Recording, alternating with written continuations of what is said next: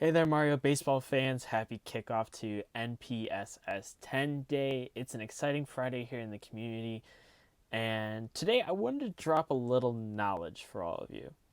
A little thing I've been testing before the next tournament and kind of wanted to share what I found and start a discussion on is Petey Bro the new meta in Mario Baseball? I took a large sample of games, and while it's still probably small in a statistical sense, I think this is better than anyone else is going to give you, and so I wanted to bring out these stats and show you what I have found so far and how I think this drafting strategy could shape how people play Mario Baseball going forward. But first, for a little introduction, um, who am I and why should you keep listening? So Clutch 1908, who is he? Top 15 player on the ELO leaderboard currently. Top 4 Rookie Rumble 2. Top 4 Pokebunnies Gauntlet Tournament 1. Over 185 games of ranked. Also, I think I'm a pretty cool and smart guy. I don't know. Ask other people. But in the end, I want to make very clear before I continue with this video, this is my opinions and my opinions alone. And it's my experiences alone. So your results can vary. Your opinions and tastes can vary, and I hope to hear them in the comments. I hope to start a discussion, and this is what this is intended to be, not me trying to dictate what I think people should do, because that's going to vary for each player based on how they play. This is just supposed to be informative and to make people think about how they're drafting. And also a little quick plug, if you want to watch my games live, you can catch me at twitch.tv/clutch1908. You'll probably see my MPS games there as we go through pool play. But anyways, first let's start off with what exactly is PD Bro? The idea of picking Bro and PD with a second pick if you lose the toss or if you win the toss and decide to choose second was originally theorized by MPSS champion Matty Ice.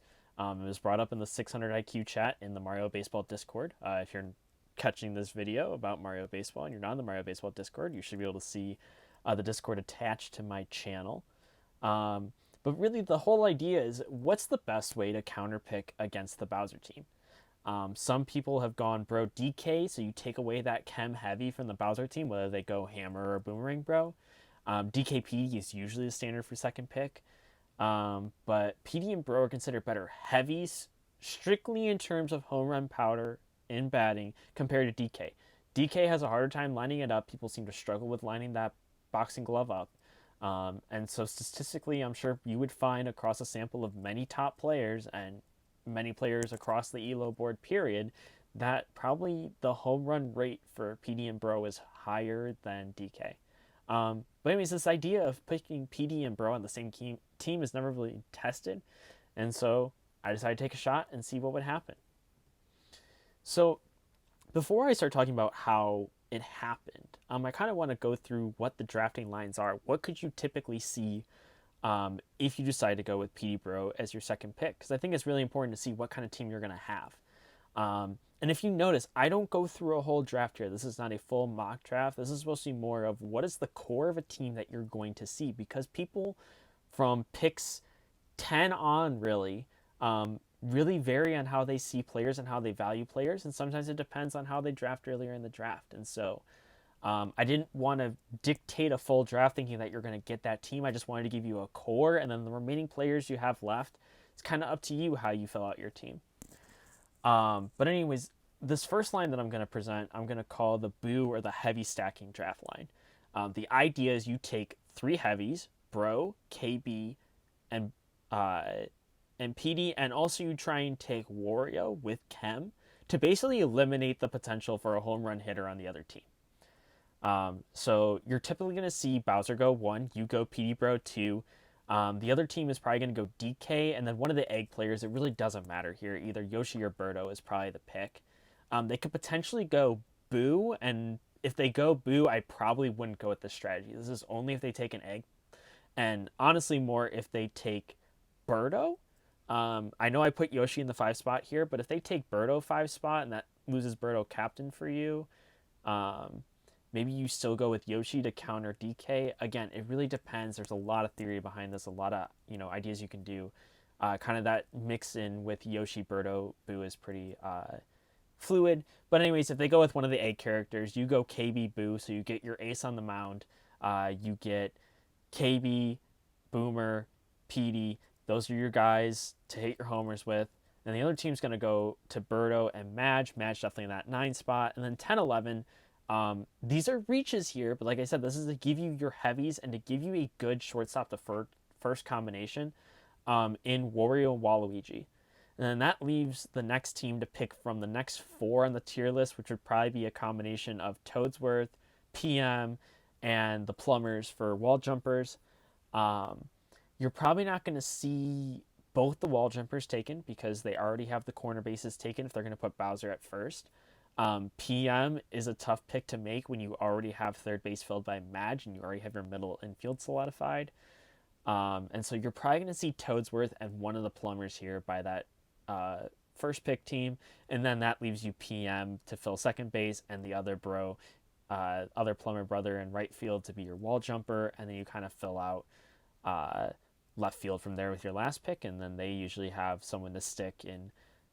They probably pick one of the monkeys for pitcher, and then they figure out if they want to take someone to cover first as a super jumper, or if they want to keep Bowser at first, and then pick someone to fill catcher. The next line I kind of have is the Yoshi Birdo line. So if you don't want to go with Boo as your pitcher, what I would say is you go with this line of they go Bowser first, you take Petey Bro, they're going to go DK, and then they're going to take one of the egg players probably. You take one of the egg players, and then KB, so that way you still have all the heavies. This is a strategy I typically won't guarantee Wario with, like I kind of did in the first one to give you the 4 home run hitters, Chem, Wario, and the other 3. But then the other team will probably go Boo and Madge, and then that leaves you Toadsworth and PM.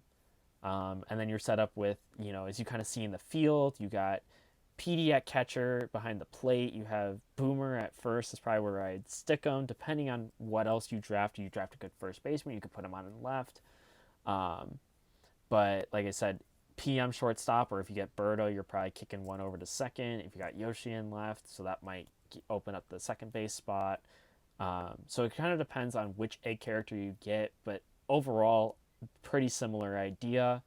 And the other draft line is what I would call the DK disrespect line. So if people just don't realize that you didn't take DK second, or for some reason they don't want to put DK on the Bowser team and they go both egg characters, then you can go Petey Bro, take out 2 heavies from their team, and then you can go KB DK with your second picks, and they are left with no home run hitters other than Bowser. And so that puts you at a really high advantage. I think it's a really tough pick to make, but I'd be curious to see if anyone does it thoughtfully. For the most part, the only people that I noticed doing it when I was doing testing was people that forgot that DK was still on the board. So I don't think it was ever a conscious choice, but be ready for it if it comes across. Take advantage of it. So yeah, you kind of end up with a really good infield because you put PD at first. Then you get chem throws from shortstop and third base. You got PM at second. Even the ante, what I've found is the ante at second base is not a problem. Those throws will almost never take PD off the base. So you'll still get your force outs. I think the only worry is you're trying to turn 2, and for how often that's going to happen, a 20% chance, it's worth the risk. And you still get a really solid second baseman. If you're really that worried about it, you could probably switch the PM pick with Wario. But then, yeah, the other team has their choice of the Plumber Bros, Wario. Maybe they go for something else. Maybe they try and take a monkey to counterpick the fact that you don't have a pitcher yet. But that's kind of the core of the team there as well, if they decide not to take DK with the 4-5 slot. And so the main crux of this video, what were the results? What did you see, Clutch? What happened when you test this out? So just for a little preface to what you're about to see, so this is a 90-game sample. 15 of those games were done with Bro PD picks, and the other 75 was normal. A lot of first picking with Bowser, but there was also some DK PD or DK Bro lines in there as well. And so I'm going to lay out what I do normally without doing PD Bro. I'm going to lay out what I did with PD Bro, and I'm going to explain where that kind of fell in terms of my typical performance. And the answer is it wasn't very good. As you see, normally when I am hitting with normal first pick teams or normal second pick teams, I am up over 400, an OPS of over 1,000. But overall, that slash line drops to 350 average, 855 OPS. That's a 2.71 percentile OPS, which means I am very unlikely to see an OPS lower than that in a sample of 15 games. So that is basically the worst I will play in the course of 15 games with that stat. Um, it's possible that it's just a bad 15 games, but if it was closer to, say, 50%, if we were like in the 30 to 40% range, I would chalk it up to having bad luck. But since it's so low, I really do believe that this is significant and telling me that this strategy was not effective in terms of when I was at the plate. Bro, who I think is one of my best hitters, someone I'm really confident with a lot, had one of my worst performances with Bro during testing. And you can compare the pitching. Normally my pitching's around 4.67 ERA, 4.7 Ks per nine, a whole less K per game basically, and giving up almost a run and a half more. And as you can see in a 15 game sample, 7.49 percentile, that means, you know, only every 7 out of 100 games am I going to give up more than 6.2 runs in a game.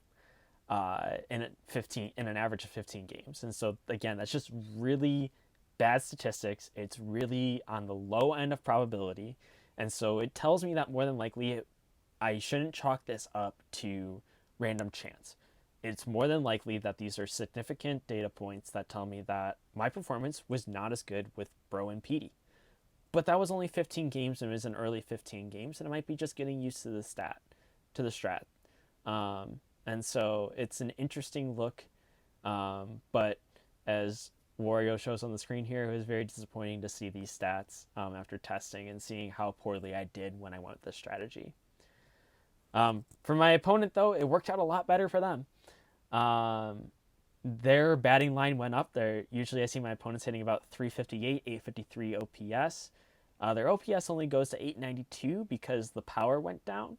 But the average went up about 30 points overall. The biggest difference is between Yoshi and Boo. You see Yoshi does a lot better, 74.4 percentile, which means that's some of the best Yoshi play I'm going to see. And Boo only in the 60 percentile, but a 100 point jump in average and an almost 200 point jump in OPS.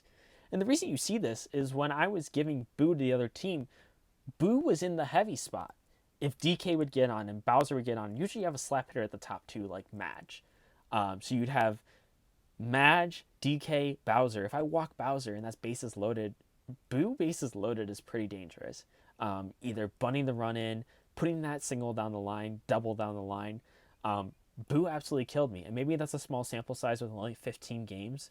But I would say what you can glean from this, and it makes sense. It's the same way in baseball. Players that have good bat-to-ball skills are a lot more effective when there are runners on. You can't pitch around them as much. You are scared to walk them. It is harder to give them bad pitches to swing at because you're in trouble. You are on the back foot. And so it's really hard pitching around those really good contact players like Yoshi and Boo when there's a lot of runners on. And honestly surprising, Birdo also usually plays a big role on these teams if she's selected, being the 1-star egg or even 2-star egg. But with a lot of runners on, you're going to burn those 2 stars to try and slice it up the middle and drive in 2, or even however else you put your weird ball in play.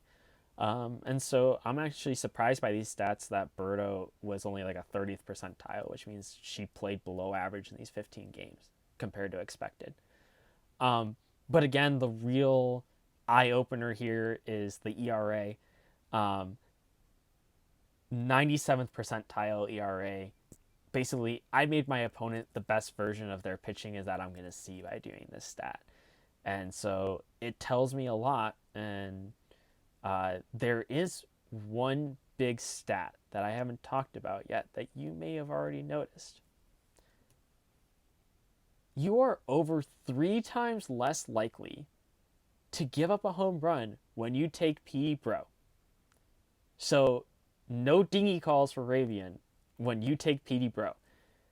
The results are astounding if you notice the difference. Usually I'm giving up a homer every about 60 at bats. With the Bro Petey strat, it was 190 at bats. Imagine how many games in a row you're going to go without seeing a ball leave the yard. And I think that's a really powerful thing, to be able to control your opponent, not being able to have those quick hit innings. And so I think it really warrants you thinking about, can I live with the fact that my opponent's going to have some really good slap hitters, is probably going to have a better defensive team than me, but they are going to have no power. They are going to have no one to drive in those runs with big hits. Unless you're pitching to Bowser, or if people start learning how to charge hit better with DK. There are some people that can really charge hit with DK, and it kind of negates this whole strat. If people can charge hit with DK, then that's a heavy anyways, and doesn't matter. But we don't see that consistently across the board. That's honestly something that I think is locked more in the upper echelon of players.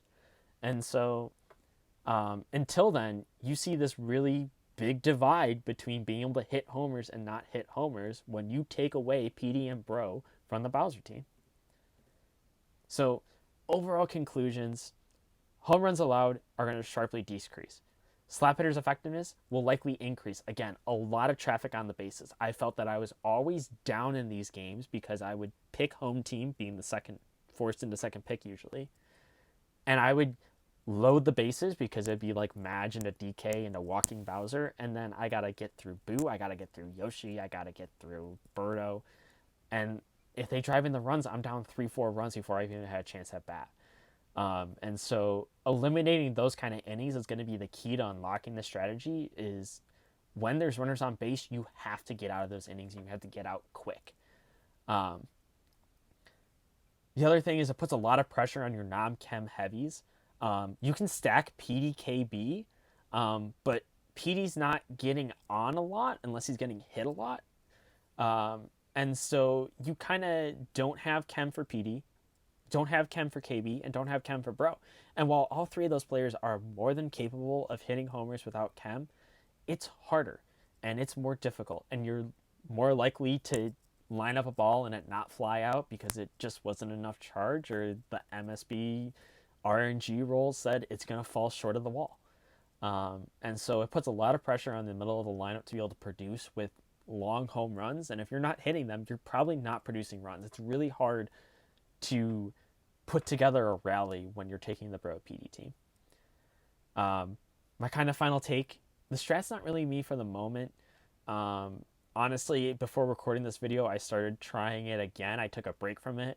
I'm still kind of in the zone of, I might pull it out once in a while as to put my opponent off balance, or if I really fear them with Bowser PD or Bowser Bro. But if I can increase my effectiveness with a group of three, being that PD, KB, Bro, pitching around those slap hitters with traffic on, I think there's some people that could really take the strategy and define the meta with it. The sharp drop off in home runs is something really interesting and something really to look at. And if people are able to harness that advantage, it could cause a lot of waves in this community. And so, to answer my original question, is PD Bro the new meta? No, not yet. But I'm curious if people are going to take this up and if they're going to try it out for themselves. So, let me know what you guys think in the comments. I'd like to hear your thoughts and takes. I'd like to hear your drafting lines and your ideas if you're going to go down this route. And anyways, good luck to everyone competing in Net Play Superstars. I wish you all good luck in pools and a deep tournament run. And I hope we'll be talking again soon. Let's play some baseball, y'all.